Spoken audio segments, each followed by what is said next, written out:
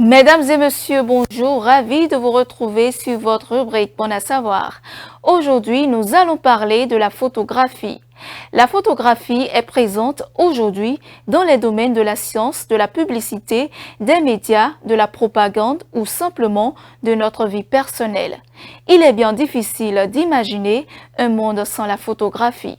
Dans le royaume immatériel de la mémoire humaine, l'empreinte de l'histoire n'est jamais complète sans l'intervention de ses compteurs visuels. Là, dans cette galerie intangible de souvenirs figés, se trouve l'essence de la photographie. Comme un fleuve qui sculpte lentement son lit à travers le paysage, la photographie en tant qu'art et science a évolué traversant des siècles.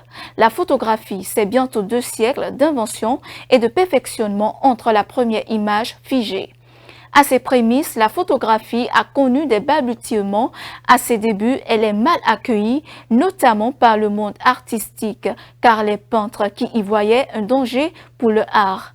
En 1816, le Français Joseph Nicéphore Niepce réussit à capturer de petites images sur du papier traité au chlorure d'argent, un produit chimique sensible à la lumière. Cependant, il ne parvient pas à préserver ces images et se met donc à expérimenter d'autres substances sensibles à la lumière et en 1822, il invente un procédé qu'il nomme héliographie. Développant son procédé entre 1822 et 1827, il réussit à faire la première photographie.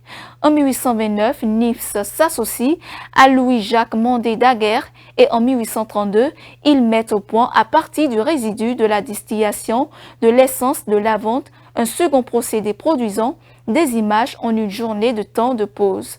En 1841, l'anglais William Henry Foss Talbot brevette le calotype, premier procédé négatif-positif qui permet la multiplication d'une même image grâce à l'obtention de négatifs intermédiaires sur un papier au chlorure d'argent rendu translucide avec de la cire.